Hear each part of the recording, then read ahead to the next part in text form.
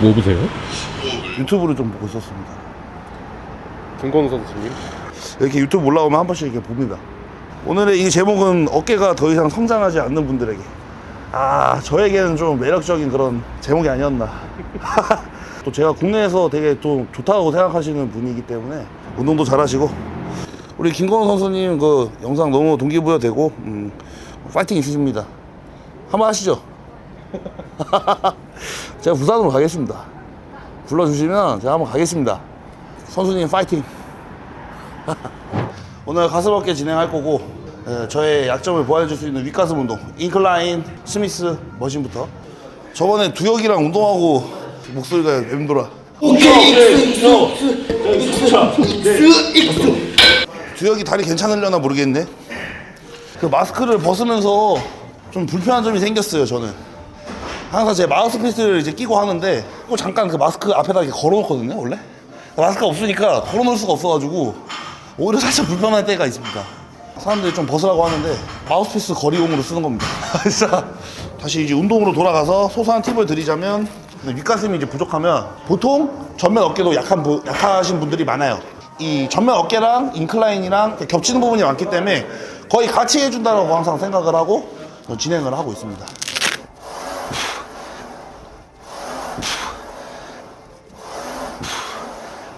그리고 올해 진짜 더 나은 모습을 위해서 이렇게 올리고 있는데, 그 체중을 올리시는 분들한테 한마디 드릴게요. 근육량을 이제 올리는 과정에서 얼굴이 이렇게 부을 수가 있습니다. 그렇다고 여러분들 멈추시면 안 돼요. 거울을 보고 이게 적응이 안 되고 살짝 이 자신감이 떨어질 수가 있어요. 주변에서 누가 돼지다 이런 말 해도 근육량을 얻어서 빼셔야 됩니다. 말 나온 김에 어떤 걸 보고 내가 잘 되고 있구나를 판단할 수 있는지. 그쵸? 분명한 척도가 하나가 있습니다. 내가 어떠한 칼로리를 올려서 먹음과 동시에 운동 수행 능력이 점차적으로 같이 늘어난다. 그거는 분명한 벌크업이 진행되고 있는 겁니다. 아주 잘하고 있는 거예요. 근데 내가 3,000을 먹든 5,000을 먹든 벤치 100 똑같아. 근데 막 체중만 막 늘어난 거예요. 그러면은 거의 8에서 90% 이상 지방으로 많이 갔을 확률이 높다. 그래서 사실 벌크업이라는 게 단기간에 일어나지 않아요. 갑자기 3,000 먹던 사람이 3,300 먹는다고 막 10kg, 20kg 든다? 이게 아니야. 근육도 천천히 자라나듯이 운동 수행 능력도 천천히 올라가는 거예요. 그거에 맞춰서 칼로리를 점차적으로 이게 늘려가야 진정한 좀 벌크업이라고 할 수 있다. 이런 경우는 있어요. 이제 선수들 같은 경우에 시합이 끝나면 좀 극도의 감량을 했기 때문에 리바운딩이 갑자기 확 돼버리는 경우가 있어요. 조금만 먹었는데도. 이제 그런 이제 경우를 좀 제외하고서는 운동 수행 능력이 같이 정비례해서 올라가는 게 어떠한 벌크업이라고 할 수가 있다. 그렇습니다. 근데 이제 예시를 중량으로 든 거예요. 왜냐? 가장 직접적이고 직관적이고 보이는 부분이니까. 사실 다른 부분도 있어요. 예를 들어서 안 느껴지는 근육의 어떤 부위가 갑자기 근신경이 발달해서 느껴진다든지, 지방은 어느 정도 유지됐는데 둘레가 늘었다. 그것도 벌크업이 되고 있는 거고. 이런 좀 다양한 요소들이 있지만 어떻게 보면은 여기까지. 한마디만 더. 어떻게 됐건 근육의 단면적은 어떠한 힘과 정비례적인 관계가 많다. 오케이? 아무튼 무게가 안 되면 횟수라도 더 한다. 쉬는 시간이 더 짧아진다. 이런 것들. 그런 것들이 다 요인이 될 수 있습니다. 벌크업에.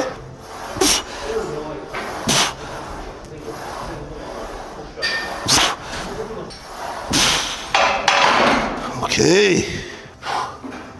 확실히 이제 좀 120kg가 넘어가고 하니까 지방이 좀 많이 끼고 이런 것도 있는데, 여러분 올해 8월달 기다리십시오.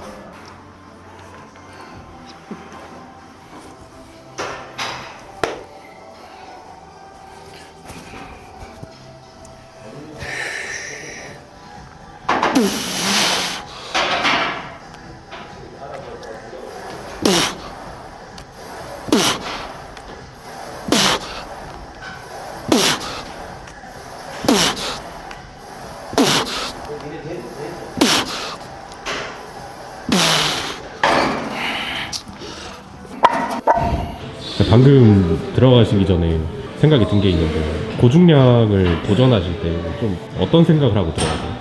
그냥 들어갑니다. 그냥 들어간다 그러면 좀 장난처럼 대답하는 그냥 그런 들어가는 게 아니고, 저도 이제 이렇게 중량이 4장씩 꼽혀 있고 5장씩 꼽혀 있고 하면은 자칫하면 뭐 부상당할 수도 있기 때문에 무겁지 어떻게 보면. 근데 무게가 낮을 때부터 내가 안 다치게끔 자세를 연습해 왔고 그게 몸에 배어 있는 상태에서 그거에만 집중하고 그냥 들어가는 거예요. 뭐 동기부여라고 할까요? 뭐 할 수 있네 없네 뭐 어떤 분야라도 똑같은 것 같아요. 내가 해야 할 게 뭔지를 알고 그걸 그대로 행하면 됩니다. 우리 그 김연아 선수님 그분도 그렇게 말씀을 하셨었죠. 운동 무슨 뭐 생각하면서 하냐고 그냥 하는 거지.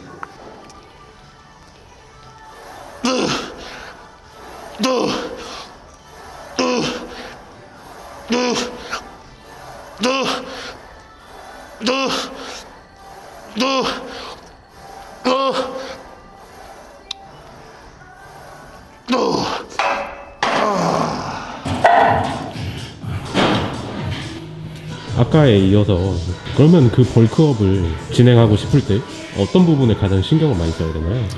사실 어느 한 부분을 신경 쓴다고 되는 게 아니고 전체적인 부분을 신경을 써야 되는데 전보다 더 강한 강도의 피로를 느끼고 버텨낼 수 있게끔 만드는 데 초점을 둬요.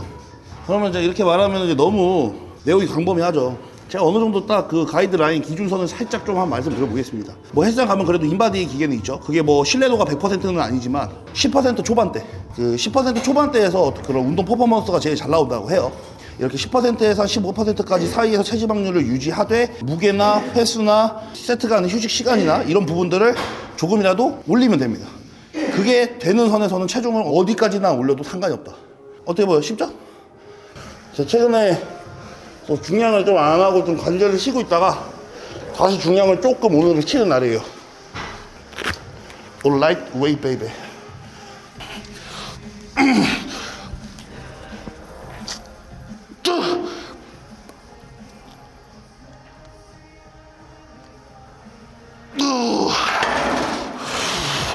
오.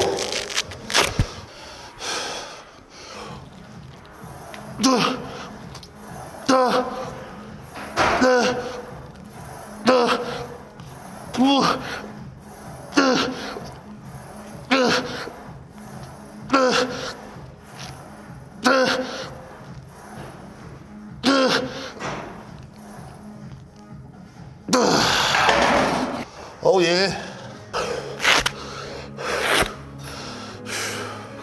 왜? 몇 달 전에 봤던 그 훈훈하신 분이 지금 사라지셔가지고. 불만 있어? 그래도 매력 있잖아. 솔직히 나도 시합 때 얼굴로 살고 싶어. 괜찮다 생각하고 사는 거지 뭐. 저기 우리 제 과거 사진 옆에 띄워주세요. 아셨죠?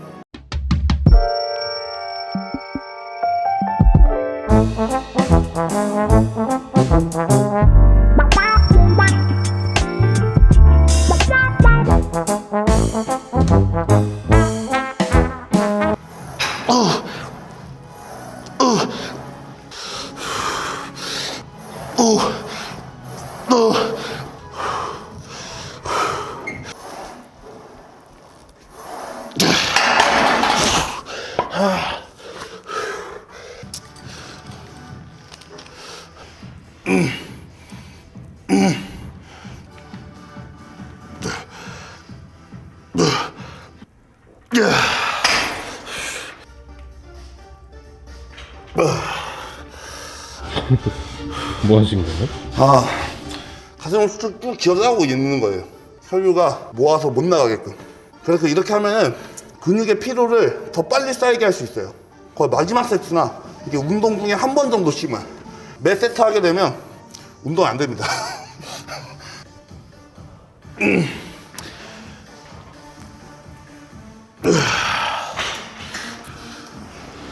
젤 씨는 이렇게 사이즈 증량하실 때 유산소 운동도 하세요? 유산소는 여러분 무조건 해야 됩니다.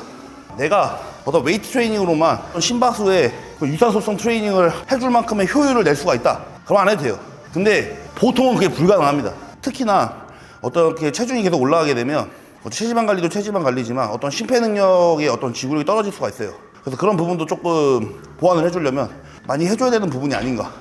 이런 유산소성 운동과 무산소성 운동에 어떤 그런 장단점이 있는 거지. 무산소성은 근육을 늘려주는 운동, 유산소는 살 빼는 운동, 이런 식으로 접근하게 되면 사실 도달할 수 있는 한계치가 빨리 옵니다. 무산소성 운동이 근육을 늘리기에는 좀 더 효율적이더라. 지방을 좀 효율적으로 연소시키기 위해서는 유산소성 운동을 좀 해주는 게 좋구나. 이렇게 생각하시면 좀 더 좋을 것 같습니다. 총 정리를 드리자면 일단 먼저 다치지 않고, 이거는 내가 다룰 수 있는 중량을 너무 오버해서 다루지 말라는 거예요. 내가 다룰 수 있는 것보다 조금 더, 내가 먹는 것에서 조금 더, 그 다음에 잘 챙겨 먹어주고, 운동 항상 열심히 하고, 쉴 때 잘 쉬어주고, 이게 사실 벌크업의 전부입니다.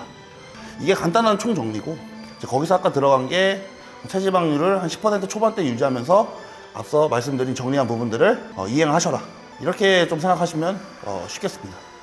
그리고 중요한 거, 하체 무조건 해야 됩니다. 하체를 해야 어떠한 그런 근육량을 올리는데 굉장히 효율적이고, 뭐 내추럴이건 내추럴 아니건 동일한 부분이라고 생각합니다, 여러분들.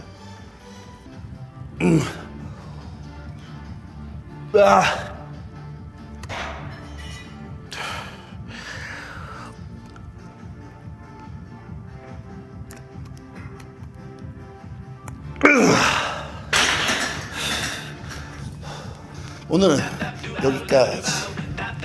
감사합니다, 올리브 여러분들. 좀 가긴 갔네, 아무래도. 가긴 갔어. 원래 그 중요한데, 먹고 갈 때 얼굴 신경 쓰고 머리 신경 쓰고